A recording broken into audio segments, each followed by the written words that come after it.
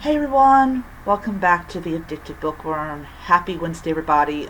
So I normally would do a video like, part one and everything. I decided to kind of wait to see where I was in my day, and I am going to say I made it. I barely made it. Um, because even though this is February and, um, and it's starting to get much more closer to spring and everything. Literally, you have this amount of time to read anything in this kind of lighting before you have to move out to the living room or to wherever to even read anything. And guess what? I got book reviews. I did it. I got them both read. I will tell you, absolutely love the fact that both of these books have been read. Now, one goes towards my count for the year. This one does not. This one is my own personal count that is not going to be shared on social media or anything. I literally am saying this. I have let's see here. I have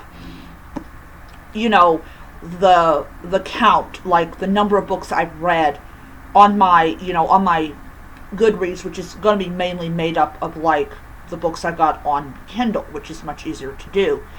And then of course you have like the physical books and everything that are part of the trying to get this down. So with these two books read, I am down to 46 books that I'm trying to read this year. So to get both of these books read in one day, read in one day, is absolutely amazing. And I will be showing you guys the next two books that I'm going to be reading.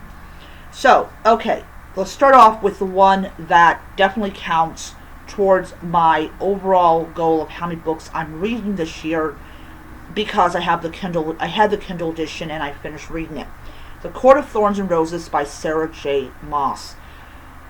Alright, so for people that don't know, this has 46 chapters in it and is about a girl called Freya. Hope I'm pronouncing her name right. She and her family used to be wealthy, and then they became poor. And the attitude that one of her sisters has is like, she still feels like that she is wealthy, that she's better than everyone else. That's my own personal opinion about her. I really didn't like her as a character. Or anything like that. And they both wear these iron pieces of jewelry to signify, I think this is signify that they are enemies of the Fae. I don't really know what the point of it is, but so what happens is Freya goes hunting and she kills a wolf that turns out to be a member of the Fae. And she's taken to this magical world that is divided up into like different kinds of territories and all this type of stuff. And she discovers, as time progresses on, that she's fallen in love with or she's starting to have an attraction towards this one. He's a high Fae lord. And she encounters these creatures that she's most likely just read about or maybe has never read about. And what ends up happening as we get closer to the end of it, she goes through these trials. And these trials are designed to break her mentally. And I really feel bad for her because she personally did not ask for this. But it happens to her. And it is just an absolute torture for her body. The ending of the book surprised me. I know it's so that the series continues, but I was like, wait a minute, that's how that happens? I was like, oh, okay. it's a very, I want, let me rephrase that. It's a violent book.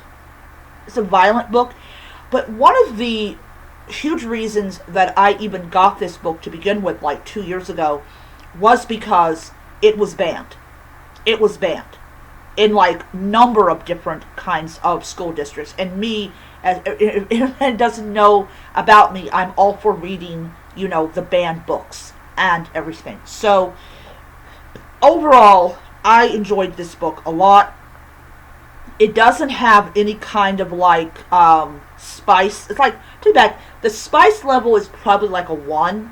It's more like setting things up and everything. Some people say this series gets really spicy.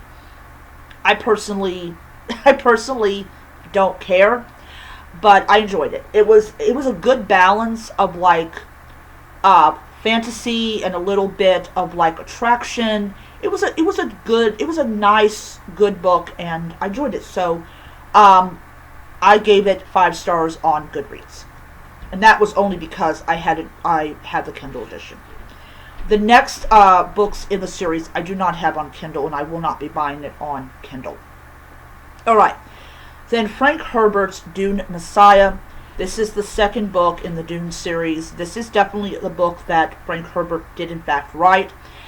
And we're going from events in the first book, and there is even more political, like, drama. And I don't remember when I read Dune. I know I might have read it last year. I got this book as soon as I finished Dune, and I guess I got it like either when I was still working for the post office, so it was last year that I got it. I found this book to be okay. Okay. It wasn't a 5-star read. It was okay. I would give it like 3 stars if I had put it on, take